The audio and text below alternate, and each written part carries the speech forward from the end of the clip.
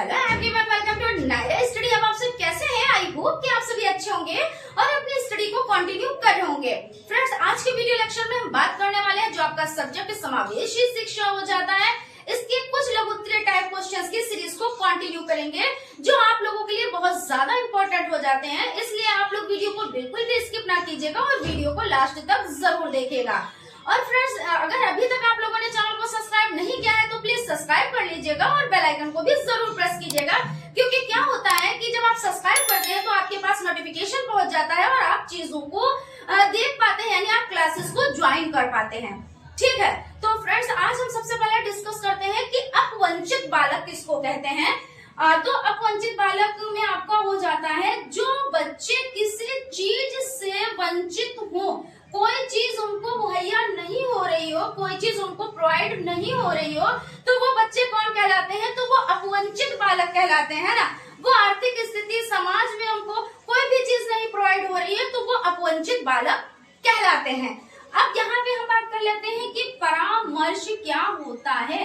अब ये आपके देखिए जो आपके जो लघु उत्तरीय टाइप क्वेश्चन है उसमें ये सारे क्वेश्चंस पूछे गए हैं कि परामर्श क्या होता है और परामर्शदाता के गुण क्या होते हैं, ये सब चीजें। तो परामर्श तो आपको पता है कि हमसे आप कोई चीज पूछ रहे हैं, मगर आपसे ज्यादा नॉलेज रख रहे हैं तो आप हमसे संपर्क करेंगे और हमसे उस चीज के बारे में पूछेंगे कि हमें कैसे क्या करना चाहिए, तो हम आपको परामर्श देंगे। तो इसके लिए क्या होता है कि हमें कैसा होना चाहिए, हमें आपकी पूरी बात को सुनना चाहिए। ऐसा नहीं है कि हमने आपकी अधूरी बात को सुना, तो हम जब अधूरी बात को सुनेंगे, कभी कभी क्या होता है जब हम किसी की अधूरी बात सुनते हैं तो हमें बातें समझ नहीं आती कि आखिर ये पूछना क्या चाहता है, इसका क्वेश्चन क्या है। और कुछ लोगों की ऐसी आदत भी होती है कि बातों को पूरी बात नहीं सुनेंगे, लेकिन बीच में से ही या तो परामर्श देने लगेंगे या आपको ज्ञान देने लगेंगे। लेकिन ऐसा नहीं है, जो परामर्शदाता होता है उसका ये कर्तव्य होता है कि वो पहले पूरी बात को सुने, उसके बाद जो भी निराकरण निकलता है, जिस तरह से भी आप समझाना चाहते हैं वो आप समझाएं और बताएं। ठीक है, और जैसे कि क्या और होना चाहिए, जैसे आप वैसे स्वभाव के ना हो कि आपसे कोई बात करने में हिचकिचाए, कोई आपसे बात करने से डरे, तो ऐसा नहीं स्वभाव होना चाहिए। क्योंकि भाई अगर आपका ऐसा स्वभाव होगा तो सब आपसे डरेंगे और जब डरेंगे तो आपसे कोई परामर्श भी नहीं लेगा। तो यानी आपका स्वभाव इस तरह से भी होना चाहिए, सरल स्वभाव का होना चाहिए, चीजों को समझने वाला होना चाहिए। तो ये सभी चीजें इसके अंतर्गत आ जाती हैं।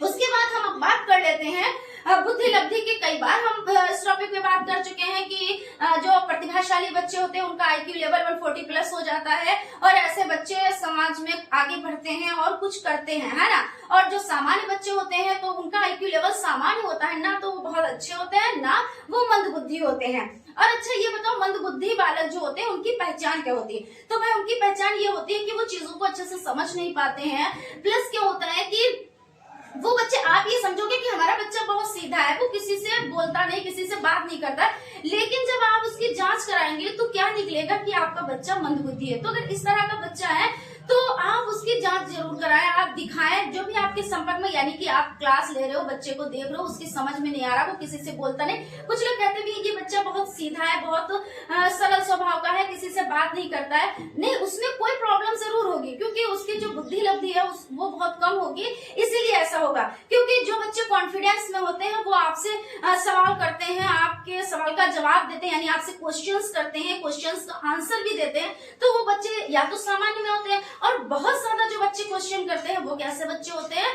तो वो बच्चे प्रतिभाशाली श्रेणी में आते हैं, क्योंकि आपने बच्चों को देखा होगा, इतने सवाल करेंगे, इतने सवाल करेंगे। कुछ लोग क्या करते हैं, उनको इग्नोर मारने लगते हैं कि अरे ये तो सवालों की बिल्कुल पोटली है, बहुत ज्यादा ये सवाल कर रहा है, लेकिन वो रियल में बच्चा कैसा है? तो प्रतिभाशाली बच्चा है। ठीक है, तो यहाँ पर आपको पता चल गया कि प्रतिभाशाली बच्चे की पहचान क्या होती है, मंदबुद्धि बच्चे की पहचान क्या होती है और सामान्य बच्चे की पहचान क्या होती है। और IQ लेवल तो आपको पता ही है कि जो मंदबुद्धि होते हैं उनका 79 से 89 तक होता है, जो बहुत ज्यादा जड़ बुद्धि और ये सब होते हैं।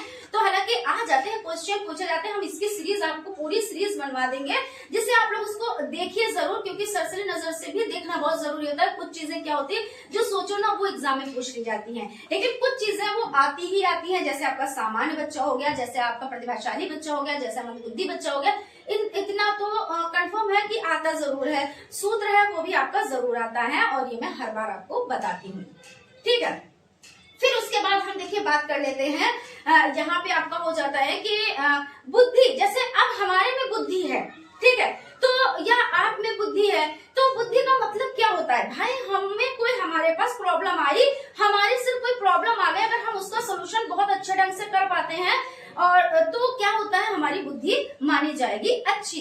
और अगर कोई प्रॉब्लम आ गई और हम उसका सोल्यूशन नहीं निकाल पाते तो वो बुद्धि कैसी मानी जाती है, यानी वो बच्चा बुद्धि वाला नहीं है। क्योंकि कुछ लोग डिप्रेशन में चले जाते हैं, अगर उनके साथ प्रॉब्लम कोई आ जाती है, वो डिप्रेशन में चले जाते हैं, अपने आपा खो देते हैं, तो ऐसे बच्चे भाई प्रतिभाशाली बच्चे तो नहीं होंगे, ना सामान्य बच्चे होंगे, है ना। तो ये सब चीजें हो जाती है। यानी कहने का मतलब ये है, जितनी ज्यादा आप में होगी कैपेसिटी किसी भी प्रॉब्लम को सॉल्व करने की, उतनी ही ज्यादा बुद्धि आप में मानी जाएगी। तो ये चीज आपके हो गए। और समावेशी शिक्षा का तो मतलब मालूम ही है कि एक जैसी शिक्षा देना, प्रदान करना शिक्षक का कर्तव्य की एक जैसी शिक्षा देना, जात पात भेदभाव ये सब मिटाकर एक जैसी शिक्षा दो। लड़का है लड़की है इससे कोई फर्क नहीं पड़ता, वो शिक्षा आपकी समावेशी शिक्षा हो जाती है। अपंगता क्या है, तो अपंगता आपका हो जाता है, कोई बच्चा अपंग है, चलने से मजबूर है, तो वो अपंग श्रेणी में बच्चा आ जाता है, ठीक है। तो फ्रेंड्स, यहाँ तक आज हमने डिस्कस किया है। जितने क्वेश्चंस होंगे उनके पॉइंट्स लेते रहेंगे और उस पर पहले डिस्कस करेंगे, उसके बाद सीरीज पर चलेंगे, ठीक है। तो चलते हैं सीरीज पर। आप लोग वीडियो में लास्ट तक बने रहिएगा और वीडियो को बिल्कुल भी स्किप ना कीजिएगा, क्योंकि हर एक चीज आप लोगों के लिए इम्पोर्टेंट हो जाती है। क्वेश्चंस स्टार्ट करते हैं। आज लघुत्तरीय टाइप क्वेश्चंस का फर्स्ट नंबर क्वेश्चन आपका जो हो जाता है वो हो जाता है, मंदबुद्धि बालकों की पहचान बताएं। यानी हम मंदबुद्धि जो बालक है उनकी पहचान कैसे करेंगे, यानी उसका डायग्नोस्ट कैसे करेंगे। तो चलिए देखते हैं। मंदबुद्धि बालक देर से बैठना सीखते हैं, देर से बोलते हैं, और आपका यहाँ पे हो जाता है, कलर चेंज कर देते हैं उसके बाद, ठीक है। देर से बोलते हैं, चलना सीखने में भी सामान्य बालक की अपेक्षा 1 से 2 वर्ष अधिक लेते हैं, और शब्दों का उच्चारण को जीवन भर असामान्य बना रहता है। उसके बाद सेकंड पॉइंट हो जाता है, बालक की कुछ बातें जो सामान्य होती हैं परंतु कुछ पर उनका नियंत्रण नहीं होता है। यह नियंत्रण की कमी शारीरिक क्रिया पर भी हो सकती है और सोचने के ढंग पर भी। मंदबुद्धि बालक के सीखने की शक्ति विशेष रूप से कुछ क्षेत्रों में कम होती है। और फोर्थ नंबर हो जाता है, सामान्यतः यह देखा गया कि मंदबुद्धि बालक समाज के साथ सामंजस्य स्थापित करने में कठिनाई का अनुभव करते हैं। यानी जो मंदबुद्धि बच्चे होते हैं उनका क्या होता है, समाज में वो अपनी जगह जल्दी नहीं बना पाते हैं, लोगों के संपर्क में आते हैं तो ऐसा लगता है वो डरते हैं, बात करते हुए डर रहे हैं, हिचकिचा रहे हैं, ठीक है ना। यानी कहने का मतलब ये हो जाता है, वो अपना जो सामंजस्य है वो समाज में नहीं कर पाते हैं ठीक ढंग से, ये चीज़ हो जाती है। उसके बाद नेक्स्ट क्वेश्चन आपका हो जाता है, वाद विवाद विधि से आप क्या समझते हैं। वाद विवाद विधि नवीन शैक्षिक विचारधारा के प्रवर्तक विद्वानों द्वारा कथन है कि छात्र को केवल श्रोता मानना अनुचित है। सीखने की प्रक्रिया में छात्र का सक्रिय रहना आवश्यक है। यानी कहने का मतलब यह है कि बच्चा जब सक्रिय होगा, यानी बच्चा अपने आप से खुद से करके सीखेगा तो वो सक्रिय है। यानी पता चला हम आपको पढ़ा के चले गए, आपने उस पर कुछ ध्यान ही नहीं दिया, आपसे कोई क्वेश्चन भी नहीं किए गए, आपको कोई होमवर्क भी नहीं दिया गया, या आपको दिया भी गया तो बच्चे ने यानी आपने कुछ किया नहीं, थोड़ी देर के लिए आप अपने को बच्चा ही समझ ले। अब वैसे तो आप भावी अध्यापक हैं, बनने वाले अध्यापक हैं, ठीक है ना।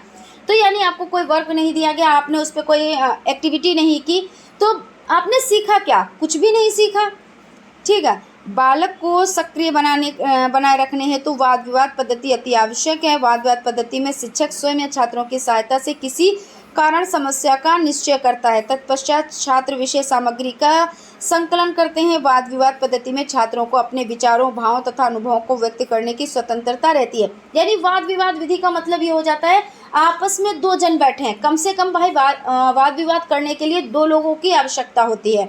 अब 2 लोग जब बातचीत करेंगे, और बातचीत करना बहुत ही ज़रूरी हो जाता है, तभी तो हम अपने विचारों को आप तक रख पाएंगे और आप अपने विचारों को हम तक रख पाएंगे। और अगर बातचीत ही नहीं करेंगे तो विचारों को रखेंगे क्या, है ना।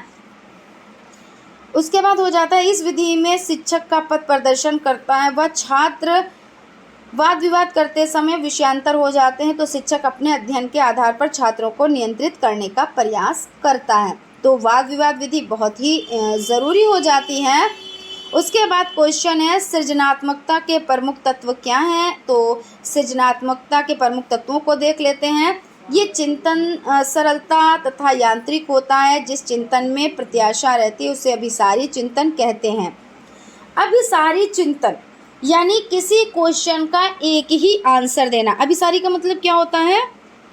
क्वेश्चन दो तरह के होते हैं, बहुत इंपॉर्टेंट आप लोगों के लिए है, आपके डीएलएड के लिए तो हाई है, प्लस आपका जो सीटेड और भी शिक्षक से रिलेटेड जो भी एग्ज़ाम है बहुत इंपॉर्टेंट हो जाता है। और इसके पॉइंट को आप लोग समझे। अभिसारी और अपसारी क्या होता है? तो अभिसारी का मतलब ये होता है कि एक ही क्वेश्चन को, जैसे हमने आपसे कोई एक क्वेश्चन किया, ठीक है, तो जब एक क्वेश्चन किया तो उस क्वेश्चन का आपको मतलब एक ही आंसर देना है, ठीक है, तो वो क्या हो जाता है? वो अभिसारी हो जाता है। और जब हमने आपसे एक क्वेश्चन किया लेकिन आप उसके अलग अलग, यानी जितने बच्चे बैठे हैं वो अलग अलग आंसर उसका दे सकते हैं, तो वो क्या हो गया? वो अपसारी हो गया। जैसे फॉर एग्ज़ाम्पल हम आपको बताते हैं, हमने कहा कि ताजमहल कहाँ है। अब ऐसा तो है नहीं कि आप अलग अलग जगहों पे बताएंगे, यही होगा इसका आंसर कि भाई ताजमहल आगरा में है। सभी बच्चे आंसर इसका देंगे, जिसको मालूम है, जिसको नहीं मालूम है वो खामोश बैठेगा या अपने कुछ भी बताए लेकिन आंसर एक ही है, ठीक है। तो ये आपका हो गया अभिसारी। और अपसारी का मतलब ये होता है, हमने आपसे एक क्वेश्चन किया, मान लीजिए हमने आपसे कहा कि आपके घर के पास में कौन सा वृक्ष लगा हुआ है या पेड़ लगा हुआ है, ठीक है, या आपके घर में कौन सा पौधा लगा हुआ है। तो जितने बच्चे हैं वो अलग अलग, कोई कहेगा हमारे पास में आम का वृक्ष लगा, कोई कहेगा अमरूद का लगा है, तो कोई कुछ बताएगा, कोई कुछ बताएगा, मतलब सभी आंसर उसके अलग अलग होंगे, सभी बच्चों के आंसर अलग अलग होंगे। तो यानी ये आपका हो जाता है अपसारी। तो अभिसारी से अगर बेस्ट की बात की जाए तो अपसारी, क्योंकि उसमें बच्चा क्या है? एक्टिव है, बच्चा माइंड से सोच रहा है कि हाँ हमारे पड़ोस में वो पेड़ लगा है या हमारे घर में वो पेड़ लगा हुआ है। तो बच्चा क्या है? माइंड से सोच रहा है। फिर उसमें ये भी पूछा गया कि उस पेड़ में फल कैसा आता है, पत्तियों का रंग कैसा है, और भी बहुत सी चीज़ें। तो बच्चा उसका आंसर देता चला जाता है अपने अपने तरीके से। एक आंसर नहीं आएगा, हर बच्चे का एक आंसर नहीं आ सकता है। तो यानी वहाँ पे बच्चा क्या है? एक्टिव है ना, बच्चा करके सीख रहा है। तो ये चीज़ हो जाती है यहाँ पे। तो अभिसारी और अपसारी के बारे में आपने जान लिया। अभिसारी चिंतन मूल्यांकन के साथ साथ सृजनात्मक शक्तियों का तीसरा पक्ष है और व्यक्ति में परिस्थिति की पुनरावस्था होना ज़रूरी है। इसे कार्यात्मक स्थिरता भी कहते हैं। सृजनात्मकता के अध्ययन के लिए दोनों ही तरह के चिंतनों का परीक्षण किया जाता है। बौद्धिक स्तर सृजनात्मक शक्ति के लिए उच्च बुद्धि लब्धि आवश्यक है। नवीन, मौलिक एवं परंपरा ढंग से हर कार्य करने का साहस केवल उच्च बुद्धि के छात्रों में ही होता है, लेकिन इसके अतिरिक्त निम्न बुद्धि के व्यक्ति भी सृजनशील हो सकते हैं। यानी कहने का मतलब है बच्चा एक्टिव है, जैसे उसके बाद अगर बुद्धि ज़्यादा है ना, वो प्रतिभाशाली बच्चा है। यहाँ पे सामान्य बच्चे की भी बात हो रही है। सामान्य बच्चा ऐसा होता है ना बहुत अच्छा ना बहुत मंद बुद्धि, है ना, या कम बुद्धि वाला।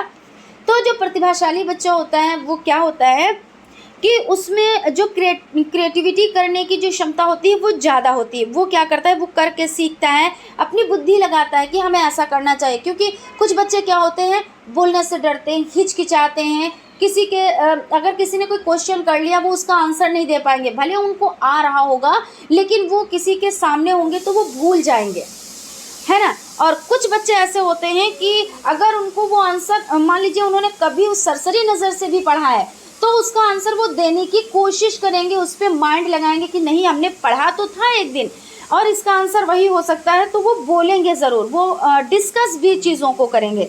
तो ये हो जाता है। मापन योग्य व्यवहार सृजनात्मकता का यह महत्वपूर्ण तत्व है। इसका पता मापन के उन व्यवहारों से चलता है जो वस्तुनिष्ठ, विश्वसनीय, वेद विधि से मापने यानी विधि से मापे जा सकें। जिन व्यवहारों को उक्त विधियों से नहीं मापा जा सकता उनका अध्ययन असंभव है। और मौलिकता एवं नवीनता, तो सृजनात्मकता के लिए मौलिकता एवं नवीन ढंग से कार्य करने की योग्यता होना नितांत आवश्यक है। अगर परंपरागत ढंग से अलग हटकर नवीन कार्य करने का साहस बालक में विद्यमान है तो वह सृजनात्मकता की सीमा में आएगा।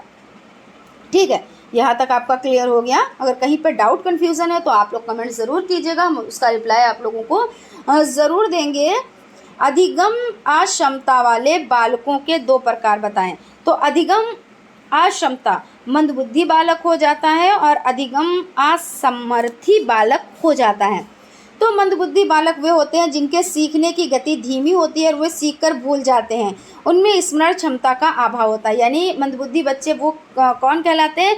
जो बच्चे या तो देर में सीख पाते हैं और या सीखा हुआ क्या होता है भूल जाते हैं, वो स्मरण नहीं चीज़ों को कर पाते हैं। तो वो किस श्रेणी में आते हैं? वो मंदबुद्धि बच्चे में आते हैं। जैसे आम बोलचाल की भाषा में कहा जाता है ये हमारा बच्चा बहुत सीधा है, इसको बोलना नहीं आता है। लेकिन वो बच्चा होता कैसा है? उसका माइंड कम होता है, वो मंदबुद्धि बच्चा होता है ना। कुछ लोग इस तरह से अपने को कहते नहीं सांत्वना दे लेते हैं, अपने दिल को कहते नहीं निराश नहीं होने देते हैं, कहते हैं हमारा बच्चा कम बोलता है, बहुत सीधा है। अधिगम असमर्थी बालक, ये वे बालक होते हैं जिनमें सीखने की बहुत अधिक कमी होती है। इसमें सुनने, बोलने, समझने तथा पढ़ने लिखने संबंधी अयोग्यताएं पाई जाती हैं। अपवंचन क्या है? तो अपवंचन के बारे में समझ लेते हैं। अपवंचन वो स्थिति है जिसमें बालक अपनी मौलिक आवश्यकताएं जैसे रोटी, कपड़ा तथा आश्रय स्थल भी पूरी नहीं कर पाता। ऐसे बालकों को बहुत न्यून सुविधाओं के साथ जीवन गुजारना पड़ता है। वे विभिन्न प्रकार की सुविधाएं जैसे आर्थिक, सामाजिक, सांस्कृतिक से वंचित रह जाते हैं। इसमें उनका विकास सामान्य बालकों के समान नहीं हो पाता। समुदाय के साथ सहयोग संबंधी कार्य बताएं तो समुदाय के साथ सहयोग संबंधी कार्य बालकों की शैक्षिकता, व्यावसायिक प्रगति एवं समायोजन में उसे समुदाय के सदस्यों का सहयोग लेने का प्रयास करना चाहिए। उसे समुदाय तथा समाज विशेष की आवश्यकताओं तथा प्रकृति विशेष में अपने आपको पूरी तरह परिचित रखना चाहिए। उनके सदस्यों से अच्छा तालमेल बनाकर उनका विश्वास अर्जित करना चाहिए। समुदाय तथा समाज के सदस्यों से सहयोग लेकर विभिन्न प्रकार की सूचनाओं को एकत्रित करने का कार्य करना चाहिए। समुदाय के निकट बालकों को ले जाकर समुदाय की आवश्यकताओं तथा संसाधनों आदि की जानकारी देने का प्रयत्न करना चाहिए। जिन बालकों को परिवेश संबंधी समायोजन समस्याएं हैं उनके उपयुक्त समायोजन एवं पुनः व्यवस्थापन में भी परामर्शदाता को समुदाय का सहयोग लेने के लिए प्रयत्न करने चाहिए। निरीक्षण प्रणाली में सुधार के 2 सुझाव लिखिए। निरीक्षण यानी यहाँ पे समझ लेते हैं प्रचलित आदेशात्मक निरीक्षण पद्धति के दोषों तथा कमियों का निवारण सहयोगी व परामर्शदायी परिवीक्षण की नवीन धारणा से हो सकता है। इस विषय में यदि परिवर्तन किया जाए तो वर्तमान निरीक्षण पद्धति के बहुत से दोषों का निवारण नहीं होगा बल्कि उनकी उपयोगिता भी बढ़ जाएगी। विद्यालय के सामान्य निरीक्षण की प्रचलित पद्धति में निरीक्षकों की संख्या कम की जा सकती है जिससे व्यय में बहुत अधिक वृद्धि न हो। सामान्य प्रशासक से संबंधित निरीक्षण विद्यालय संचालन के कार्यों का निरीक्षण करे तथा विशेषज्ञ परामर्शदाता शैक्षिक कार्यक्रम की उन्नति के लिए अपनी सेवाएं अर्पित करे तो शिक्षा का स्तर अवश्य उन्नति होगा। इस प्रकार की व्यवस्था से शिक्षकों को विशिष्ट विधियों जैसे संगीत, कला, हस्तकला, गृह विज्ञान में भी कुशल सेवाएं प्राप्त हो सकेंगी।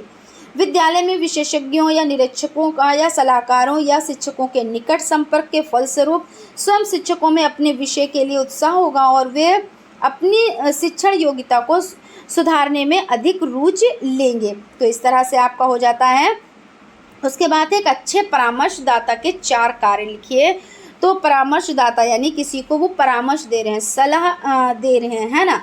तो परामर्शदाता का सबसे महत्वपूर्ण कार्य सेवार्थी से सहयोग प्राप्त करना। सेकंड हो जाता है परामर्शदाता को सौहार्दपूर्ण वातावरण का निर्माण करना होगा। कुशल परामर्शदाता इस प्रकार का वातावरण निर्मित करता है जिससे प्रार्थी निसंकोच अपनी बात कह सके। अब जैसे कोई शख्स है जिससे हम परामर्श लेना चाहते हैं या मान लीजिए जैसे कोई भी हम किसी चीज़ में प्रॉब्लम आ रही है तो अब हम उससे डरेंगे तो हम अपनी प्रॉब्लम को क्या बताएंगे। अब जब हम प्रॉब्लम ही नहीं बता पाएंगे तो वो हमारा सलूशन यानी हमारी प्रॉब्लम का सलूशन क्या बताएगा, क्या करेगा। तो कैसा होना चाहिए, ऐसा वातावरण होना चाहिए जो हम निसंकोच यानी कोई भी मन में ये ना सोचे कि हाँ हम वहाँ पे जाएंगे, हम डांटे जाएंगे, मारे जाएंगे या हमको अच्छा मशवरा नहीं मिलेगा। जब हम बात ही नहीं कर पाएंगे तो हम बताएंगे क्या अपनी बात को, है ना। तो यानी निसंकोच अपनी बात को वो कह ले यानी बिना झिझक के, बिना डर के, ये चीज़ होता है। और सेवार्थी को अभिव्यक्ति के अवसर देना चाहिए जिससे वे अच्छी प्रकार से अपनी बात समझा सकें यानी उसको अपनी बात कहने का मौका भी देना चाहिए। जैसे कुछ लोगों की आदत नहीं होती है, जैसे कोई बात किसी ने स्टार्ट की, अब जब स्टार्ट करो बात को तो क्या लगता है वो बात दूसरी करने जा रहा है बंदा, लेकिन वो बात जब वो पूरी सुनी जाती है तो ऐसा लगता है कि हाँ वो बात लग रहा था हमें ये बात करेगा वो बंदा, लेकिन कर दूसरी बात रहा है। तो सबसे पहला हमारा क्या होना चाहिए, मेन मकसद हमारी पूरी बात उसकी सुने हम, और उसके बाद उससे रिलेटेड हम मशवरा दें। अब ऐसा नहीं हमने एक बात उसके मुंह से निकली कि उसी पे हम लेके और उसके पीछे भाग लिए, अभी उसने अपनी पूरी बात भी हमसे नहीं बताई थी। तो यानी कहने का मतलब ये हो जाता है कि सेवार्थी को अभिव्यक्ति के अवसर देना चाहिए, यानी उसको मौका देना चाहिए बोलने का, और अपने आप को मौका देना चाहिए कि सुनने का। ये भी तो ज़रूरी है ना कि जब वो बोलेगा तभी तो आप सुनेंगे ना। तो ये हो जाता है जिससे अच्छे प्रकार से वो अपनी बात को पूरी आपको बता पाए, और जब बता पाएगा तब आप अच्छा उसको मशवरा दे पाएंगे। विश्वास अर्जित करना जिससे सेवार्थी उसे अपना सहयोगी समझ सके। अब उसमें क्या है कि विश्वास अर्जित करना। अब हम कोई बात आपसे कहना चाहते हैं तो हमको क्या है, आप पे विश्वास, जैसे हम जब आप पे विश्वास रखेंगे कि हम अपनी बात को बता रहे हैं तो आप हमें अच्छा मशवरा देंगे, ना कि आप हमको मार के और डांट के भगा देंगे, है ना। ऐसा तो जब वो विश्वास हो जाएगा तभी हम आपसे अपनी बात को कह पाएंगे। तो विश्वास भी बहुत ज़रूरी होता है। उसके बाद चलते हैं नेक्स्ट क्वेश्चन की तरफ। समस्यात्मक बच्चे कौन होते हैं, इनकी पहचान कैसे करेंगे, बिंदुवार समझाएं। समस्यात्मक बच्चे जो समस्या से घिरे हुए हैं, तो समस्यात्मक बच्चे वे होते हैं जो अनुशासनहीन है तथा सामान्य समस्यात्मक बालक वे बालक हैं जिनका व्यवहार तथा समायोजन सामान्य बच्चों से पृथक, यानी सामान्य जो बच्चे होते हैं जिनका आईक्यू लेवल 90 से 110 होता है, वो उन बच्चों से कैसे होते हैं, तो अलग होते हैं।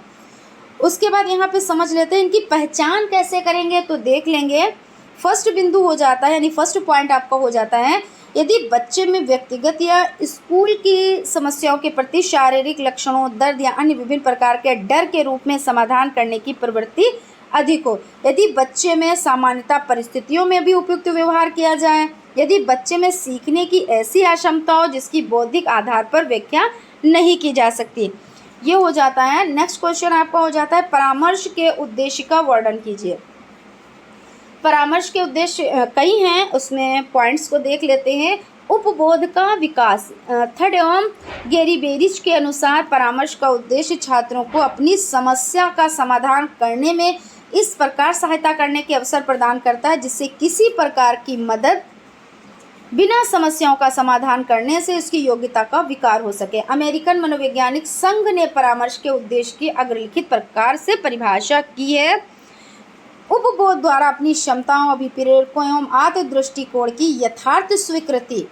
उपबोध द्वारा सामाजिक, आर्थिक तथा व्यावसायिक वातावरण के साथ तर्क संगत सामंजस्य की प्राप्ति।